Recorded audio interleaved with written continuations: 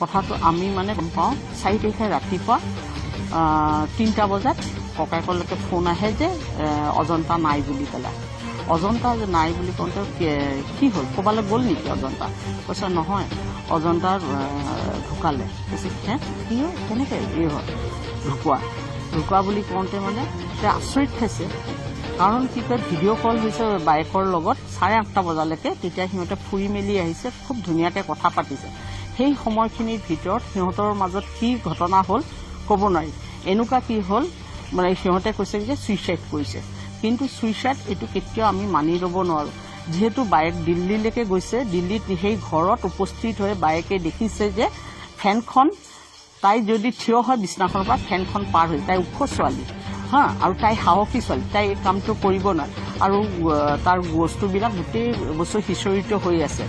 বায়েকেও কৈছে যে এইটো অসম্ভৱৰ কথা আৰু তাইৰ ফটোখন দেখুৱাইছে পষ্টমৰ্টমৰ পৰা তাইৰ মুখত গোটেইখিনি চিন আছে মাৰা চিন আছে সেইখিনি গতিকে আমি মানি নলওঁ এইটো অভিজিত ধৰ ল'ৰাটোৰ লগত আৰু বিয়া হৈছিলে তিনিচুকীয়াৰ ৰাধাকৃষ্ণ মন্দিৰত 11 ছেপ্টেম্বৰত বিয়া হৈছিল আৰু 24 ছেপ্টেম্বৰত তাই ইয়াৰ পৰা গৈছিলে দিল্লীলৈকে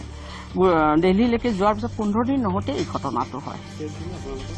আমি কেছ দিছোঁ তেওঁৰ ওপৰত দিল্লী ইয়াৰ পৰা গৈছে কেছটো দিল্লীত আৰু তেওঁক গ্ৰেপ্তাৰ কৰা হৈছে ল'ৰাটোক এই মানে পুলিচৰ জিম্মাতে আছে মা সন্দেহ কৰা হৈছে মাক আৰু বাইকক সোধপোছৰ কাৰণে লৈ গৈছে কিন্তু বৰ্তমান এতিয়া কি কৰিছে এতিয়ালৈকে আমি গম পোৱা নাই ল'ৰাটো আগতে বিয়া পতা হয় 2006ত বিয়া পাতিছিল 12 বছৰ ছোৱালীজনী আছিলে 19 ছেপ্টেম্বৰ মাহত সিহঁতৰ ডাইভৰ্চ হয় আৰু 23 ডিচেম্বৰত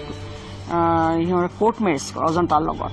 মানে ল'ৰাটো খুব মিঠা মাত দিয়ে খুব মিঠা মানে চবকে মানে সহজতে মানে নিজৰ আয়ত্বত আনিব পাৰে ল'ৰাটো তেওঁৰ দেউতাকৰ লগত আমাৰ কথা হৈছে খুব আগৰ বোৱাৰীক মানে খুব অত্যাচাৰ কৰিছিল মাক বায়েক আৰু ল'ৰাটোক খুব ফিজিকেলি মেণ্টেলি টৰ্চাৰ কৰা বুলি কৈছে